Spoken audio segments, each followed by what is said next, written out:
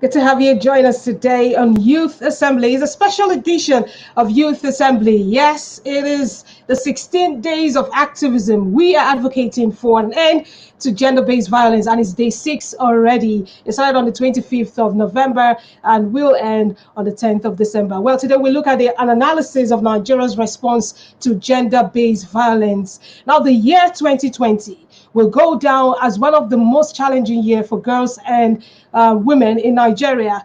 And now, at the height of the lockdown restrictions imposed by the government to curb the spread of the coronavirus pandemic, another pandemic rose. And that is the country recorded an increase in sexual and gender-based violence, with many victims finding it difficult to get help. And now, as Nigeria joins the rest of the world to mark the 16 days of activism against sexual and gender-based violence, on this edition, we focus on the analysis of how the response from the government has been so far. How did Nigeria respond to the rise in the cases of gender-based violence during the pandemic, and what more needs to be done by government and non-governmental bodies to address the menace of gender-based violence? My name is Sylvia Ishewe, and today I'm not alone. I am joined by Indiana Iyang. She is a gender and human rights, a development communication specialist with Youth Alive Foundation. Welcome, Indiana. Hello. All right, good to have you. We also have here joining us via online. Well, joining us online is Dorothy Njamanze. She is a gender and human.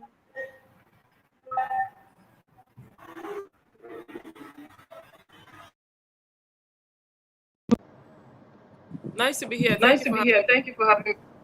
Okay, so how would you say Nigeria has fared so far in the attempt to curb the spread, not the spread now, or an attempt to respond to gender-based violence? Dorothy. Sorry, Yes. I didn't get the question. How would you say Nigeria has fared so far in the response against gender-based violence, especially during this pandemic? Oh, wow. Okay, so, well, considering where we used to be, there's been a lot of improvement. At least there's now a lot of documents that can be used as legal framework, to assess justice for violations related to sexual and gender-based violence, right?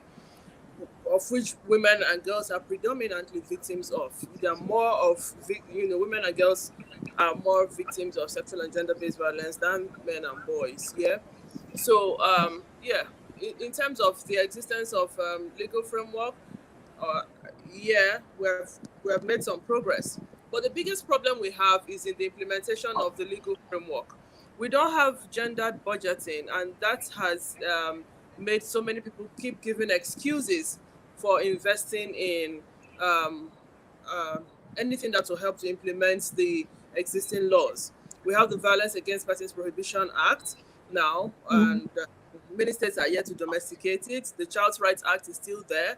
Many states are Yes. yet to domesticate it. And so many people go, Child Rights Act. Why the Child Rights Act? The Child Rights Act has a proper definition for rape and sexual violations of minors. The Child Rights Act defines who a minor is, everybody under 18 years old. And so it takes care of problems of people who feel that they are confused when it comes to the issues of whether or not it is appropriate or inappropriate to have sex with children. And so, yes, for those who want justice, everybody should want justice, there are now legal frameworks that exist. And then, but during the COVID period, the Yes. COVID period showed something, that a lot of what is said to be existence, or what we thought to have been in existence, existed pretty much only on paper. We didn't have shelters that were functional and accessible to people. We didn't have a means of real-time response. For instance, people who are dependent on public transport, it showed how difficult it is for people who are dependent on public transport to actually assess, you know, Yeah. hmm Okay. it's also of sexual and gender based. Majority of the people that need these services cannot afford them, and how expensive it is. Medicals are very expensive. engagement with law enforcement, especially the police, is expensive. It's way more expensive to engage with the police than to engage with captive. I mean, we Well, don't we'll delve into that in cost, details but with the shortly. police, But let's pay hear for from Indiana. Mhm. you know. So it, Okay, the let's hear from Indiana Iya, who is a development communication specialist with Youth Alive Foundation. Indiana, so the theme for this year's um, 16 days of activism against gender-based violence is fund, respond, prevent, and collect. What do you think of this year's theme? Okay, thank you. Thank you for having me in the studio today. Yes, Okay, yeah. As regards to the theme of Orange the World, as regards to the theme, yeah, Orange the World and fund, respond, protect. Yes, yeah. Recently, we're actually seeing like international organizations and government have been actually their attentions have actually based on the reports and surveys that has been carried out. Their attentions have actually been brought to the issues of gender-based violence, especially in Nigeria. So yeah, in terms of the funding, yeah, we actually do need more. We need more people to, because apparently, just like how Dorothy said, Dorothy, hi, it's nice to meet you. Yeah. So just like Dorothy said, we actually had observed during the COVID-19 period that yes, most of the things that we said were actually they weren't actually really there because we had situations that.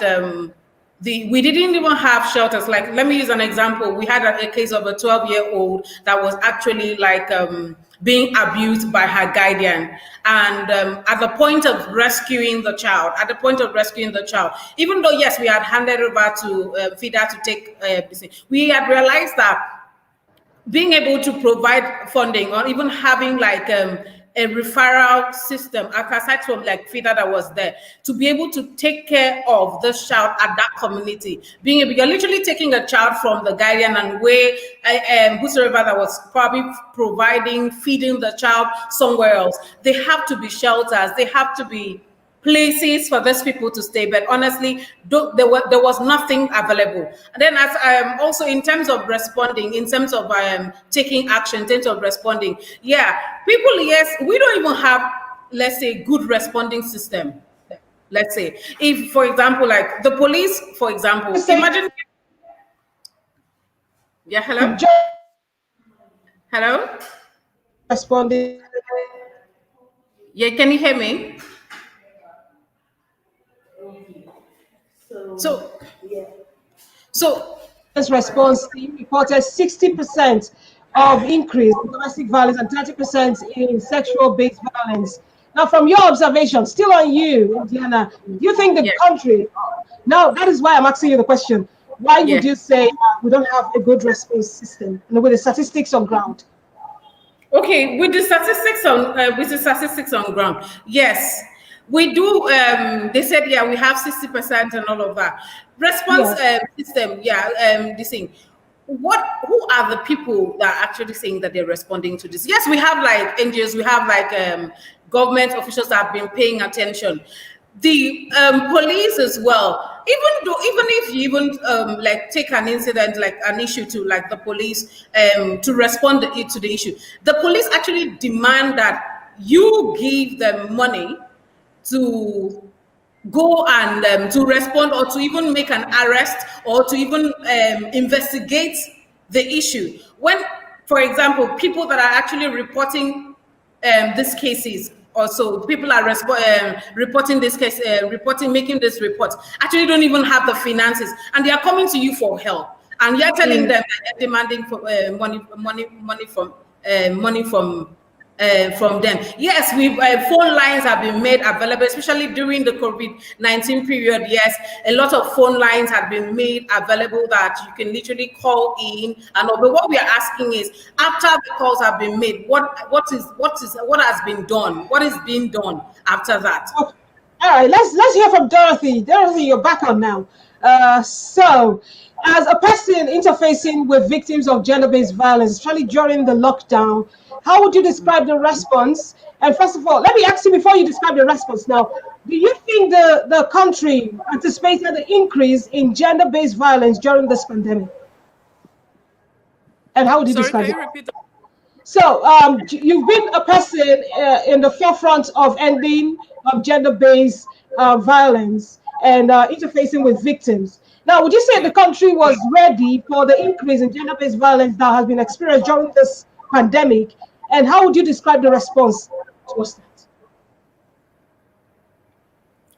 Okay, I think that the country was not ready for the increase, but I also think that the activities of the country Mm, pre-COVID, you know, plunged us into this situation because before now, we were supposed to have been implementing the national gender policy, right? mhm. And we still didn't have enough women voices at important tables. One of the most important tables would be the Presidential Task Force on COVID 19. If we had 35% of the females on that, of the people on that panel as females, maybe female realities would be represented. So even when the palliatives were rolled out, there were no sanitary pads, for instance, despite the fact that many people could not afford sanitary pads. There were no contraceptives or condoms specifically, especially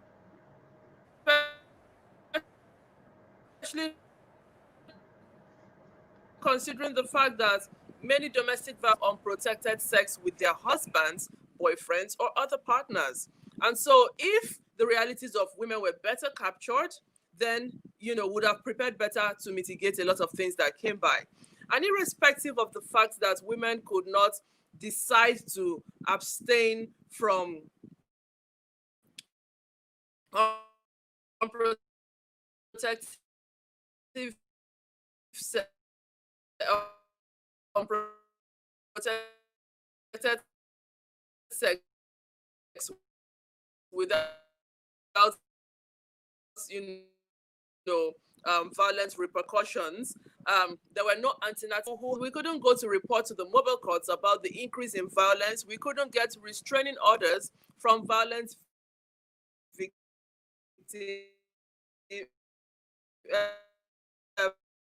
violent violence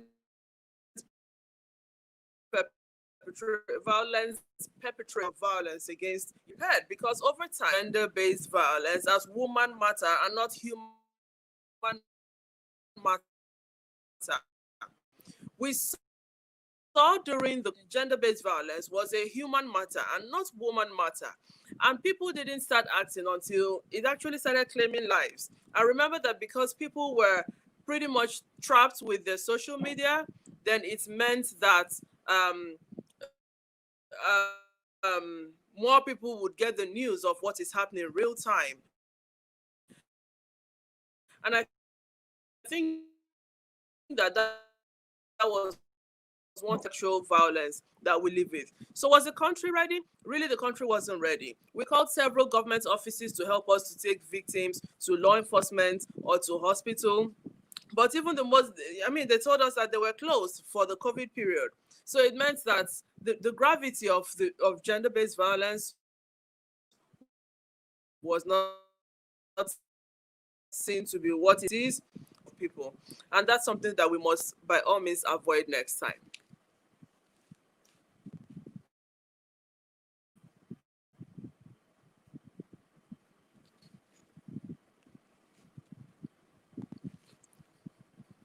I mean, and it's important to note here that like for a lot of people who suffered rape, for instance, the um, the the 72-hour window for administration of post-exposure prophylaxis had elapsed before they were able to get access to the services that they need, and this is a very huge problem, a very huge problem. Now, post-COVID, are people able to access the services they need the way they should have it? Post-COVID, many people are not able to access the services they need the way they should have it. And so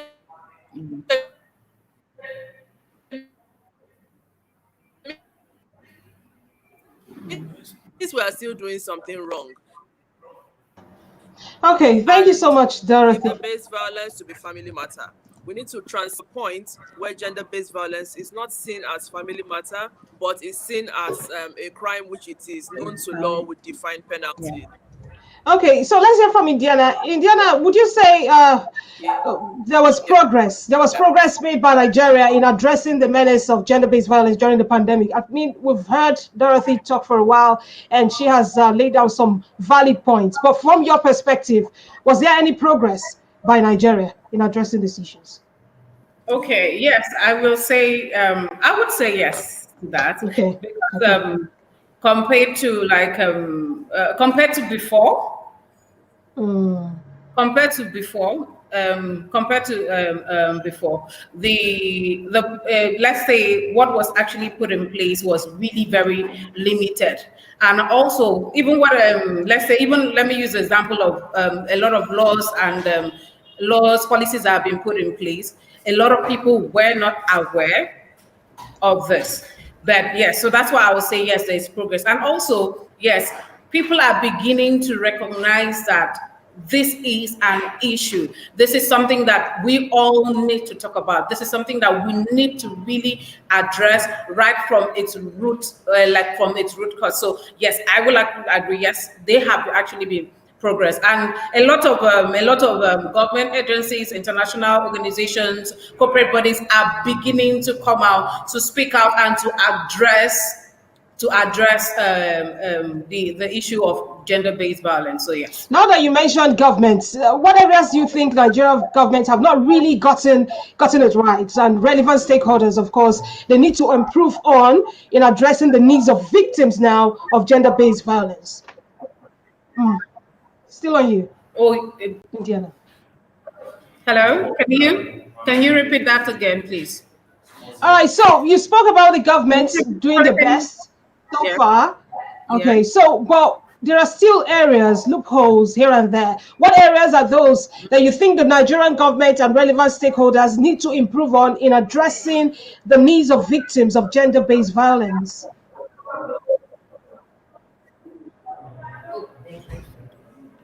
Okay. The, Yeah. The mhm.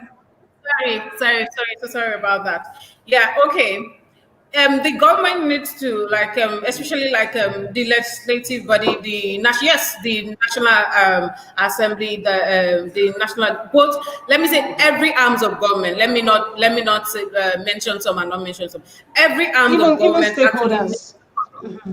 yeah, the stakeholders, yeah, it's a major stakeholders needs to come in and to ensure that, for example, the VAP Act and the Child Abuse Act has actually not been domesticated in like almost 22 states or 23 states, especially in the northern region as well. We actually, like, that has actually not been domesticated, and we have government officials that are supposed to ensure that the push that these policies are actually domesticated, and not only domesticated, implemented as well. I know that, yeah. The northern region, yeah, we know we have seen like limitations like the penal code, and the Sharia framework, jurisdiction, and all of that is actually posing as a limitation for passing that. But we need to address these issues because they are very, very important. If they are not addressed, it's definitely going to continue. It's going to continue. I know. Then also in terms of this thing, the government needs to consciously Yeah. include in their budget allocation areas to fund the agencies, to fund the groups, the coalitions that actually support and that are actually fighting the responding to the issue, and sanctions as well have to be made. There's a difference between reporting someone, taking a case, and you now realize that it's been swept under the feet and no punishment has been made. It actually discourages anybody coming to come and Yeah. it's anybody coming out to come and speak on their matter, because Oh, everybody will, like, even if I tell anyone, even if I report, what's going to happen after the report has been made. And okay. research has shown that out of like one person that's come to report, we have 10 more people that hasn't been reported. So if you're able to Mm. sanction a perpetrator of one, the other 10 will be able to come out to it. So the government needs to actually not just only fun, not just only fun. They need to ensure that every single system, response system, referral system, the counseling systems, all of them are actually working.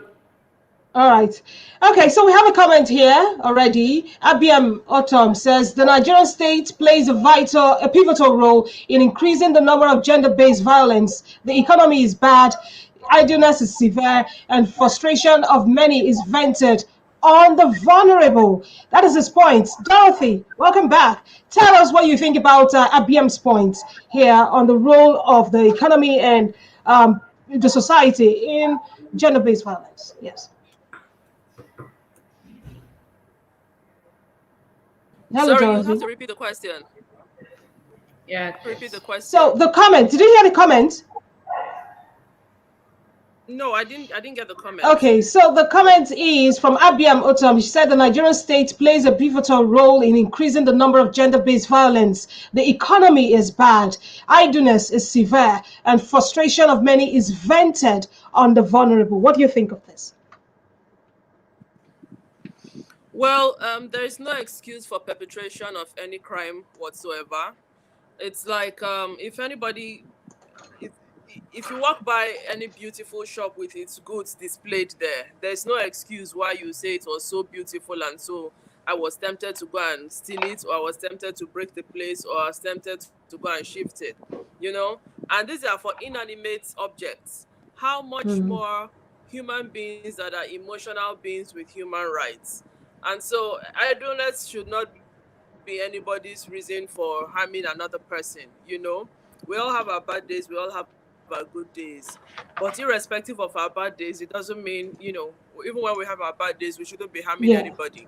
Because if people who are being harmed are also having their bad days, the only problem I see is that there is no validity to their emotions simply because they are women or they are children. We had cases during the COVID period where we supported people. Okay, we had to support people by buying fans, electric fan, because anytime the children made noise, the men beat the children. The man will beat the woman. The man will beat the woman because the children are making noise, according to him. And the noise because there's only one fan in the house and all of them are using the fan, so they're in the same space. Now, when we bought another electric fan so that they would not have to be in the same space and the beatings would not have to continue, we saw instances where the man says, the new one is for me, keep the old one. You see, it brings us back to the issue that is economic violence.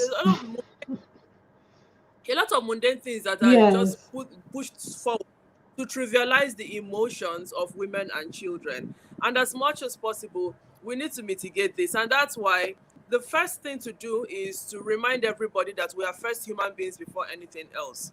So please do unto other people what you want the whole world to do unto you. Yes. That's the main messaging. And another very important thing that we push is, if we look at the issue of gender parity, men and women are equal, and we're equal on the basis of the fact that we are all human beings, right? Then you will see the reason not to do to another person what you cannot take. But we haven't seen these things. We haven't done these things. And even in, you know, the issues of representation of our voices, we have a big problem when it comes to ensuring that up to 35% of whoever it is or wherever it is are women. And until we close these gaps, we are deliberately creating breeding grounds for promoting gender-based violence, you know. So idleness of anybody, the frustrations of anybody they're not a justification for why any other human being was violated, especially because they are females. The only reason why during the violations, how many times did men get up and fight other men because they felt they were idle? How many times did they get up and go brutalizing other men? Absolutely not. But because it's a thing of power, they need to show power. They need to prove power. They need to prove that they don't regard, the feminine folk. And that's why, whatever it is that some people thought about, the wind was blowing too much. The next thing is to locate the nearest woman and beat her or rape her. And these things are real issues. So it pretty much boils down to people people not respecting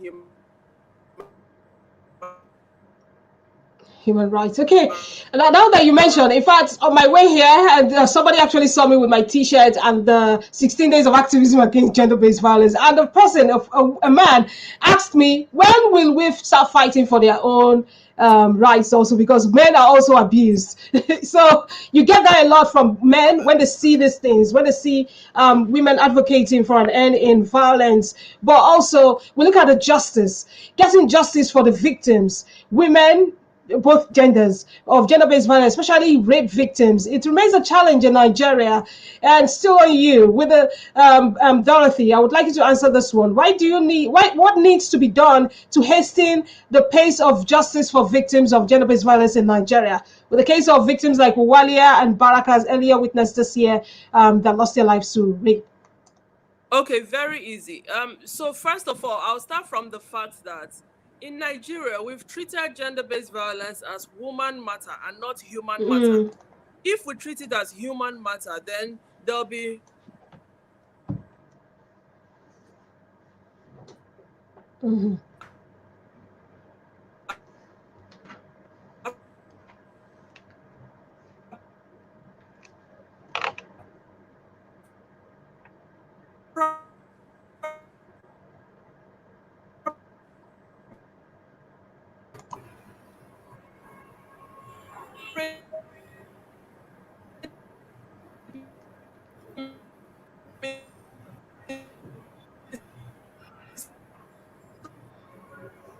Okay, I can't make out what she's saying anymore, but let me move over to you, Indiana. Same question. What do you think can be done to ensure justice is tackling served? the problem from beginning to the end of the problem. But because we see it in place, Go ahead, Indiana. and we need to have systems in place. I mean, so like I was saying, if you have a hospital, hospitals are where people that are not well go to, right? So if for any reason, irrespective of your gender, you were unwell, you would go to a hospital. If for any reason, irrespective of your gender, you were exposed to rape, domestic violence, or whatever it is, where would you go to that exists in Nigeria that has a defined system? We are used to seeing that women and girls are the ones that need these services. So if you don't hear testimonies from women and girls about how those systems work for them, then when it happens to the men and the boys, the tendency that they would want to expose themselves to the systems that already victimize other people as other human beings, because they're not looking at it from the point of view of gender, they're looking at the point of view of, service provision to human. Once they see that doesn't exist, then they do not go there.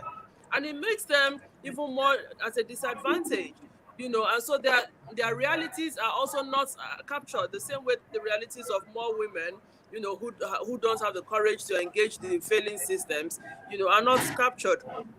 Now, Okay, so Indiana, all right, thank you so much for your points. Indiana, you can take it from here. What do you think can be done? Okay, aside from ensuring sanctions, just like you said, just like how what Mrs. Dorothy said,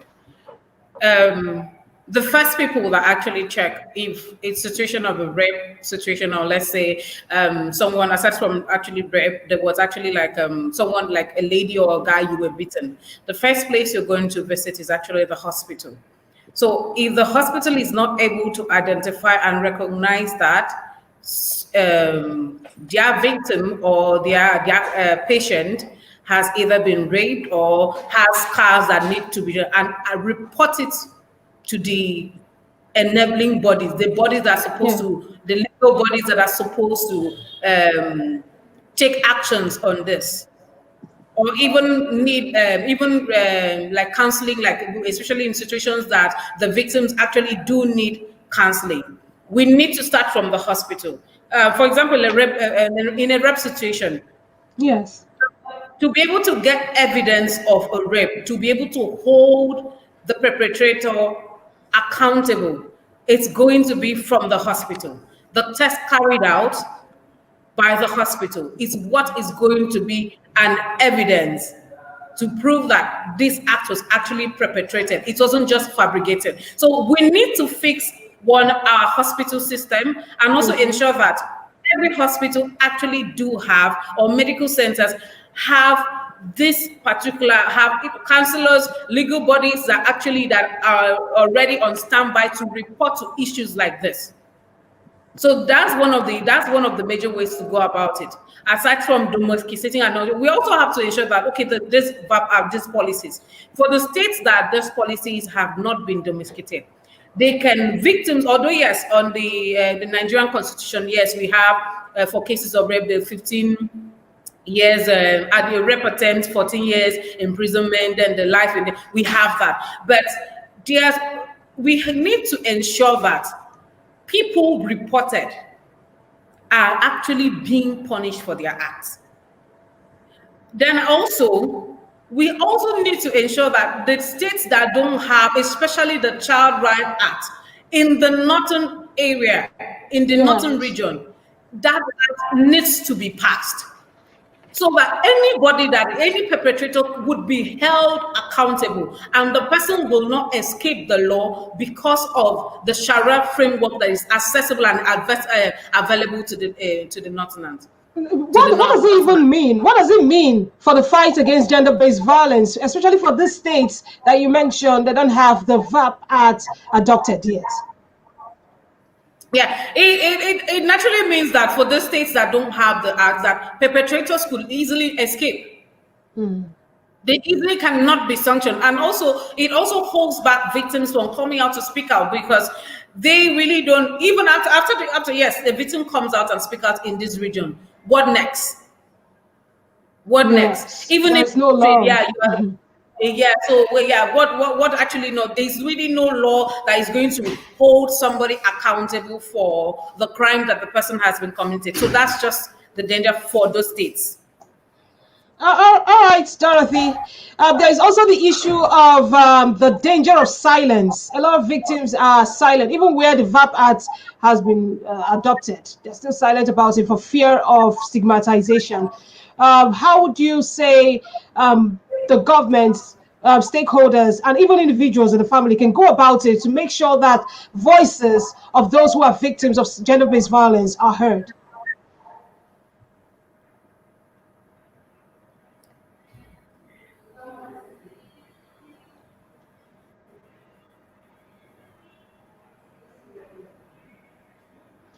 Dorothy, you're muted. You're muted.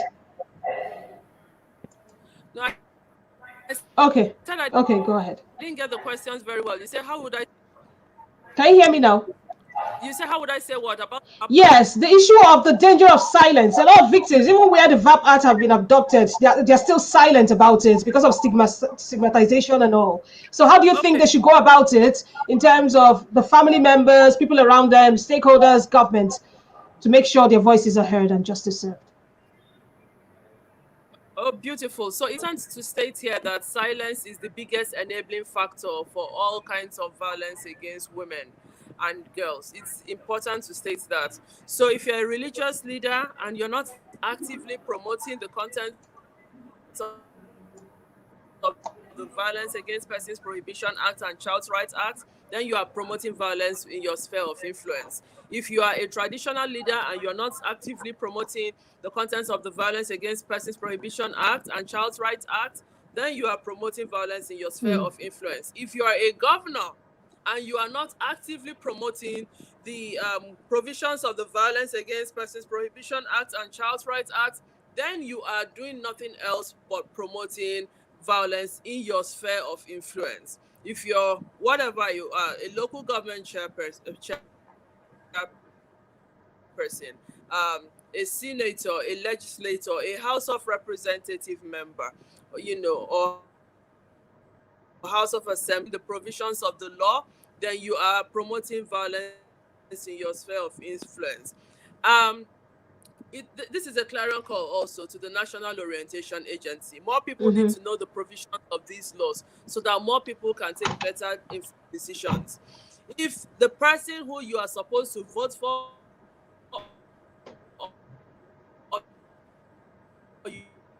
you voted Yeah. for are implemented to the benefit of you and everybody in your community, then you should be able to say, oh, this is a bad choice I made at the polls. So the National Orientation Agency needs to help to improve the knowledge base of people to understand legal provisions and procedures. Once you report something and action is not taken appropriately, what should happen? These are very good entry points that the National Orientation Agency needs to be in. I mean, everybody has a role to play to ensure the culture of silence is killed. For Yes. everybody, you're head of the family and you're not promoting the provisions of the Violence Against Persons Prohibition Act or Child Rights Act, then you are promoting violence in your area. Why do I say these things? Because everybody is a potential first responder. We don't know the next person violence is going to happen to, but we need to Mm-hmm. take the best informed decision, because what exists so far, the bad statistics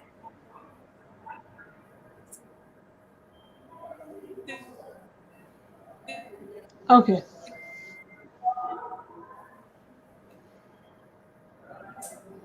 She's frozen again. Okay. Indiana, over to you. As your final words, what would you say, or what would you hope to Nigeria has see these in things to Nigeria's thrive. response to gender-based violence going forward? Okay, okay. All right, okay. What I would like to see, I like every Nigerian to actually, there's what we call the bystander approach. It's is you actually helping to defend. It just has to do with you helping to defend every victim. If you see a situation of a violence being perpetrated against someone, you don't stand there and watch. If you are right there in if you're right there, if you're actually around there, you need to be able to help the victim. And also, religious bodies, traditional rulers, corporate organizations, both private, public, everyone needs to come out and speak, because there's this thing about, let's say, a religious organization. Yes, I believe that, yes, sins are supposed to be forgiven and all of that, but it shouldn't actually mean that the person that commits the crime should be protected and covered.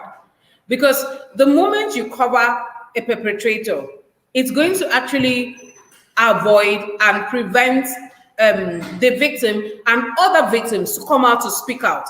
So religious bodies need to play a role in this, and they need to speak against this. Families, parents need to train their boys in schools. Gender-based education like has to be drive down into different educational levels and ensure that they are aware. And also sex education as well. It's very, very necessary. From the right of from when a child is little, a boy, a girl, let the boy know when that no is no. Let the child be educated that when a lady says no, do No, not as touch well. me. No means no. Yeah. Don't try to attempt to see if you're going to be Yeah. able to change his or her mind. Mm-hmm. So let no be no. Let based organization as well need to come in as well to speak to communities, to actually do massive advocacies and campaigns against gender-based violence. Let's literally frown against it. We should frown against it, because it's very important for every sector in Nigeria to frown against gender-based violence. That is how it's going to stop. And also, our just like Mrs. Dorothy said, our legislatures, women are there. You need to come out and speak on. Do not protect your husband. Do not protect your son. Do not protect anyone that is actually perpetrating gender-based violence against people. Again, even if in a rural communities as well, we need to. The traditional rulers as well need to ensure that there is discipline right from those communities. All right. And let's do a hall of shame. Let's name and shame. Mm-hmm. Name and shame publicly. Just name anyone and shame publicly. It's going to really help to really reduce the issues that we have with gender-based violence. It's really going to help, and everybody needs to join the fight. And we also need to have like improved data. We need to have data, have access to the data and all of that. And we also have to have systems that actually have these data to protect. I understand that, yes, gender-based violence issues and all of that has, let me say, they are sensitive information. They are sensitive information, and the data and those informations need to be protected. But at least we need to have where those data are that can easily be accessed, especially if let me say, if a CEO or somebody is applying for, let's say, a job or a CEO position, and you have a database that is actually that you can actually go and check if this person has a history of any form of perpetrating any form of gender-based, it's going to put everybody, it's going to bring everybody to understand that this is really a serious matter. So it's either you stop or you actually face the law. All right, thank you so much. Thank you so much. You've said a lot. You have said a lot concerning what needs to be done to improve on the fight against gender-based violence. And Dorothy, we would like to hear your final words before we leave today. What do you have to say? Okay, so during after well, not, the lock immediately after the lockdown, we had the Nigerian Governor Forum come, unanimously declare a state of emergency on gender-based violence. But beyond the talk, we need some work. We need some action. We're not seeing enough action, following the declaration of the Nigerian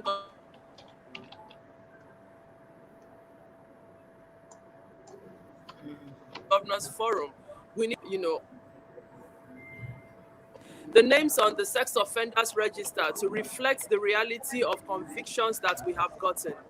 The names that do not have passport photographs, please, I don't think the people are without a face in the prisons where they are. Can we have these people actually realistically have their faces there? Because people who deal with the vulnerable actually go to the sex offenders register to cross-check if the people that they want to take in are on the register. Yeah. We also need the register very well popularized so that people who deal with the vulnerable can, as a matter of protocol, actually Yeah. cross-check there before they engage people.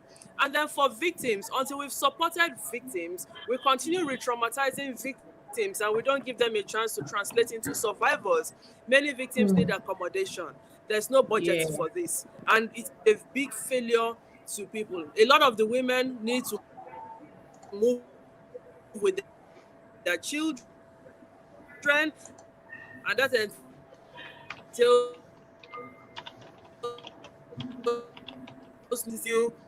being re-traumatized. We need to have deliberate funding to help them. We need to have schools that, Okay. because those schools actually break the law. The law makes provision for children because the law recognizes that children cannot consent to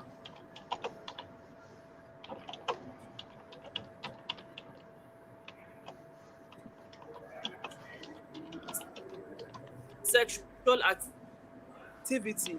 The law makes provision for children to carry, of course, as pregnancy. In addition, we have so many children that are pregnant with children, and there's zero support for these children. They don't even have basic maternity things for delivery. Many of them have small pelvises, and it means that they need cesarean sections, which are more expensive than regular deliveries, than vaginal births. I don't want to call it regular delivery because cesarean is regular as well. And so we need to have deliberate funding, deliberate support for children that are pregnant. First of all, for them to be able to cope with the situation of pregnancy they are dealing with, and next of all, for them to be able to get access to legal justice. A lot of the children whose cases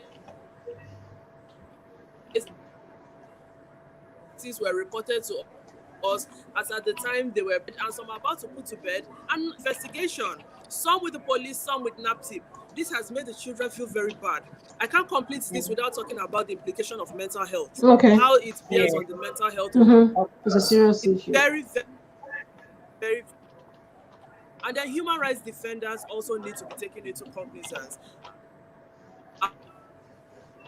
Our work is very risky. Our work